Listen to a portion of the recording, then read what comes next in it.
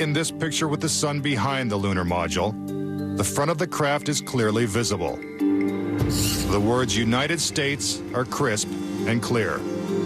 How could these backlit pictures be so detailed? It's because there's more than one light source, which means they're not on the moon. What's going on? Conspiracy theories. They rarely hit the mainstream. From the fake moon landing to Elvis Presley, he's still alive. They're usually pretty wacky. But things changed last week when the White House allegedly became involved in a bizarre murder conspiracy. Questions continue to swirl around the mysterious murder of DNC staffer Seth Rich. Police say Seth Rich was killed in a botched robbery attempt. But Fox News was, until recently, pushing a very different theory, that Rich was the real leaker of the DNC emails, not Russian hackers, and that Hillary Clinton orchestrated his murder. You have to look at every possibility. Then this week, NPR reported that Trump's White House gave Fox News its blessing to go with the story. Conspiracy theories used to remain on the fringe. The assassination of JFK. They had to have something that would throw the authorities off there in Dallas. Oswald became convenient. To 9/11 truthers. It could not have been anything other than controlled demolition. 9/11 was a false flag operation. But then the White House responded to one of them. Yes, in fact, I was born in Hawaii, August 4th, 1961. The birther movement, the theory that President Obama was born in Kenya, was pushed by Trump. There was supposed to be a birth certificate. I don't think it exists, Anderson. Now he's president, and there's no end to the conspiracy theories. People that are registered who are dead, who are illegals, who are in 2 states. This was the largest audience to ever witness an inauguration, period. Our press secretary gave alternative facts to that.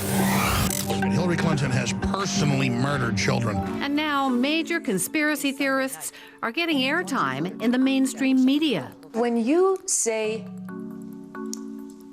parents faked their children's death, people get very angry. Joining us now to talk about all of this, Alamin Abdelmahmoud, social media editor at BuzzFeed Canada. Jonathan Kay is an author and freelance columnist. And Robin Urbach is opinion editor at CBC News. So, John, you've actually written a book about this. You've written a lot about conspiracy theories. They've always been around, but now you've got them sort of in the mainstream media. You've got them sort of in the White House. What's going on? Well, conspiracy theories tend to be theories of evil and of illegitimate power. And the whole basis of the Trump presidency is the idea that there are illegitimate elites who are running the world. And so it's not surprising that Trump himself, who was at the center of the so-called birther movement 5 years ago, 10 years ago, that he would still have a fondness for this sort of thing, and he would surround himself with people who enable these kind of conspiracy theories.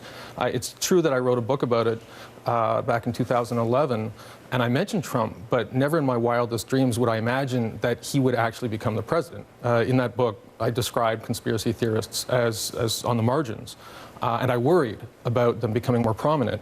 But nowhere in that book, unfortunately, did I predict that one of them would actually occupy the White House.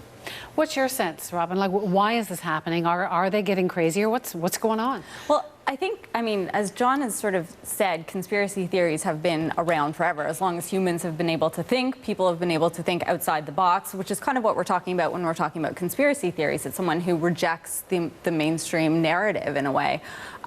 What's different now is a generation ago, or even a few decades ago, if you had a conspiracy theory about Hillary Clinton being a secret lizard person, which I think actually is... David Icke. Yes. Yep. So you would be resigned to sort of scribbling on the wall of your mom's basement, writing out your theories and going about your happy way. Now you can post that on Facebook. It's shared 20, 30, 40 times, even more than that. And suddenly you're getting emails from someone in Zurich telling you that he spent his life, you know, investigating the relationships between reptiles and humans and whatever. So it's really, you know, the idea that these theories are on the fringes is kind of going out because we're getting that gratification immediately. So you can put out some wild theory, you can get people to sort of back your idea, and because of that, they're sort of seen to have this kind of false legitimacy in a way. We're laughing, but it's really not that funny. No, it isn't. And I think for me particularly, what's interesting about it is that Trump has a very elegant way of putting a conspiracy theory out there. And I say this hesitant to use the word elegant, but he will just say this thing where he's like, I've heard this, and he will just put that thought out into the world. So, for example, when Justice Antonin Scalia died, he said, I've heard the rumor about how there was a pillow on his face. And then all of a sudden, you hear all these conservative blogs saying, this conservative justice of the Supreme Court might have been murdered. Why but isn't what's the in liberal? it for him? Why is he embracing these? A lot of power, right? Because he gets to appeal to he's holding on to his base because he gets to say, I'm looking at stories that that other people are not looking at. So he gains credibility. He continues to be the authority figure for those people because mainstream media won't cover those stories because they're insane. But then Trump comes along and says, you know what, I hear what you're saying, and I think the mainstream media is hiding something from you. So maybe they should be looking into it. And he just appeals to them and their logic. So why doesn't the mainstream media cover these things, John? Because it ends up being. Look, if you're at the New York Times, you're at the Washington Post, you spend 10 minutes looking at some of these stories and you might feel, oh, this is an insult to our readers' intelligence. I'm not even going to bother covering it. Like in the case of, for instance, the Seth Rich story where you have people alleging that a tragic, fatal murder that took place in Washington, D.C. was somehow connected to WikiLeaks and Russia and this massive cover-up. The Washington police themselves say that's not the case. And so why does Fox then? That is mainstream media. Well, that's mainstream media. Fox has to do it because they're competing against the internet. Fox is a very interesting example because Fox is a bridge. Fox is a quasi-respectable network. So if you go to Alex Jones' InfoWars, that's a conspiracy theory website. Everybody knows that. And everybody knows that, say, the New York Times or NPR or Washington Post is respectable. Fox is in a very interesting place because Fox has one foot in one world and one foot in the other. And as such, Fox can legitimize stories, and then maybe a week later they can retract and say, oh, sorry, we were wrong about that, we're not going to cover it again. But the damage has already been done.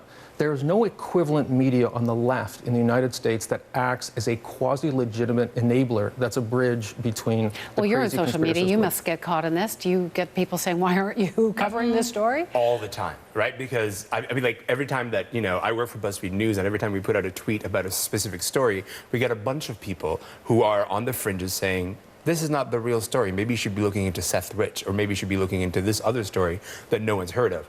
But Fox listens to those people, and they find an audience with those people. And they have to compete, because if Fox, I'm sure there are people at Fox News who know that these are crazy stories, but they also know that if they don't at least give it some oxygen, if Tucker Carlson doesn't go on and talk about it, then people are going to ignore Fox News, and they're just going to spend all their time on Reddit or other sites that do.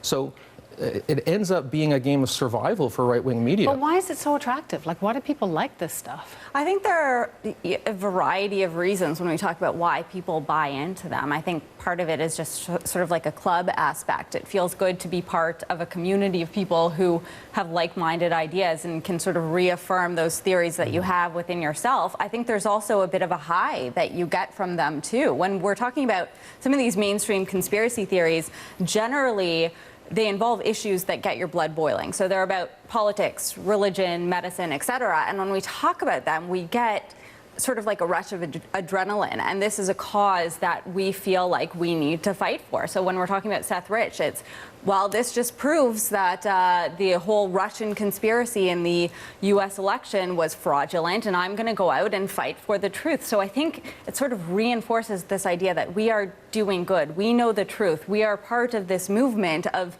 a select group of enlightened people who know what's actually going on versus the lemmings who just sort of listen to the mainstream news and don't think critically about it. Most of the big headlines have been American. Are there any Canadian conspiracy theories? Of course there are. And I'm not going to name just one website. Well, I will name just one specific website, and I think that's Ezra Levant and the Rebel, who every once in a while will traverse in conspiracy, and he will like to appeal to a certain audience in Canada who's interested in that kind of thing. A good example of that was as soon as the Quebec shooting happened earlier this year. At the mosque. That's right, at the mosque. He created a website called QuebecTerror.com, which he bought almost a few minutes after that happened. .ca, if I remember correctly. That's right. That's right. Not to be confused with the more respectable QuebecTerror.com. Yeah. That's right. But and then his correspondents spent quite a bit of time trying to link reports that are completely bogus about another Muslim shooter who actually did the act. Which police said did not exist. That's right. Police said This actually goes to an interesting trend in Canadian conspiracism, is that 20 years ago, leading Canadian conspiracy theories, or the most popular Canadian conspiracies, tended to come from the left. They tended to be about the United States and about the idea that the United States was going to swallow up Canada. It was a very popular conspiracy genre. Now, the leading source of conspiracism in Canada and probably in the United States often involves Muslims. And the idea that this or that Canadian politician, such as Justin Trudeau or Barack Obama, Hillary Clinton, are secret agents of Islam. And in that way, there's a kind of a perverse similarity between the anti-Semitic conspiracy theories that existed well, for centuries. If you just substitute Jew for Muslim, a lot of the conspiracy theories are exactly the same. But a lot of these theories are nonpartisan too. Like if we look at things that involve medicine, for example, autism, the connection between the MMR vaccine and autism, that any left or right. The non-existent. The non-existent. We hasten. Important to clarify that. Yes. In Canada, we had a conspiracy theory about Castro being Justin Trudeau's father. Right. Oh, I remember that. Yeah. Yes. Which is hot, but totally untrue. So you say. Yeah. I'll send you a link later. You'll see. Yeah. So I agree with John to a certain extent. I mean, we've seen sort of this sort of movement from left to right and vice versa, but I think there are, the idea of conspiracy theories itself isn't sort of the domain of the left or the right. It's an explanation for evil. People crave an explanation for evil, and whether it's medical evil, whether it's 9/11, whether it's what they regard as an unholy political result, like the election of Barack Obama or someone else they don't like, people crave an explanation for it. And when someone like Trump provides it, even if the facts seem implausible, to them there's a grain of moral truth to it, and they want to believe it's true.